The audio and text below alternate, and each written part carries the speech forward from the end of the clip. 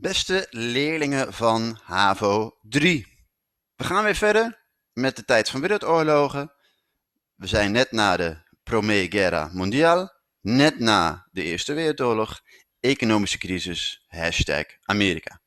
Después die Primera Guerra Mundial, het jaar 29. Ja? Dus daar zijn we nu mee bezig. Even heel snel. Deze punten economische problemen, supersnel. Dit hebben we namelijk al gehad. Democratisch, de Weimarrepubliek. Heel veel gewonden van de Eerste Wereldoorlog, teleurstelling, geweld en onrust. Men was het niet eens met de bepalingen van Versailles. En men was nog niet overheen dat men de Eerste Wereldoorlog verloren had. En in 1923 gaat het helemaal mis, omdat men de herstelbetalingen aan België, Frankrijk en Engeland niet meer kan betalen. Het Ruhrgebied wordt bezet door Engeland, België en Frankrijk. En de Duitse arbeiders zijn het er niet mee eens en gaan staken. Inflatie. De regering betaalt de Duitse lonen door. Drukt geld bij, zoals je hier ziet. Inflatie. Brood kost opeens duizenden deelmarken, Duitse marken.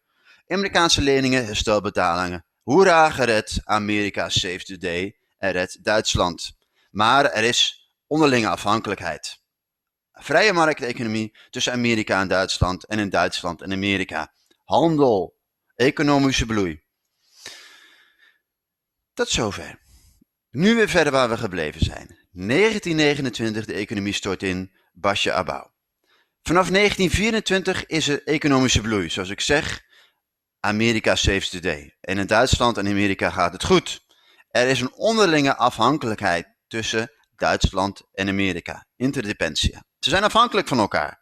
Want Amerika geeft leningen aan Duitsland. Ja? En daardoor kunnen in Duitsland en Amerika bijvoorbeeld auto's worden verkocht. Verkoop na verloop van tijd van auto's, radio's wordt minder. De aandelen worden na verloop van tijd verkocht. Investeringen worden van de hand gedaan. En er ontstaat op Wall Street, waar alle aandelen worden verkocht en handelt, ontstaat paniek. Er breekt een beurskracht uit, zoals dat heet. Enorme schulden overal. Banken gaan failliet. En er is enorme werkeloosheid in Amerika. En wat in Amerika gebeurt, heeft dan ook gevolgen voor wat in de rest van de wereld gebeurt. In die tijd was Amerika qua handel het centrum van de wereld. Hoe kwam dat nou, dat het in Amerika opeens in kon storten? Helemaal mis kon gaan. Het stortte helemaal in. Economia, Amerika. Nou, Amerika had een aantal zwakke plekken. Door de Eerste Wereldoorlog, want de boeren die dan eten moesten produceren voor de rest van de wereld, voor Frankrijk, Engeland en voor de soldaten die vochten in Frankrijk, die kregen leningen om het land te kunnen bewerken van banken. Ja. En dat zou goed gaan, die gigantische bubbels met leningen, zolang men vertrouwen had in de economie.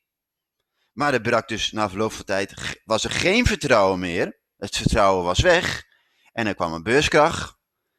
En vanuit het denken van de vrije markteconomie was het zo dat de regering niets moest doen. Want de regering, dacht de president van rond 1930, Mr. Hoover, president Hoover, dacht, de regering moet niks doen.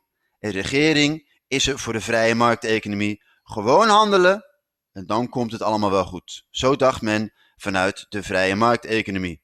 Ja. Nou, dat was dus niet zo. En in Amerika brak er dus een hele grote economische crisis uit.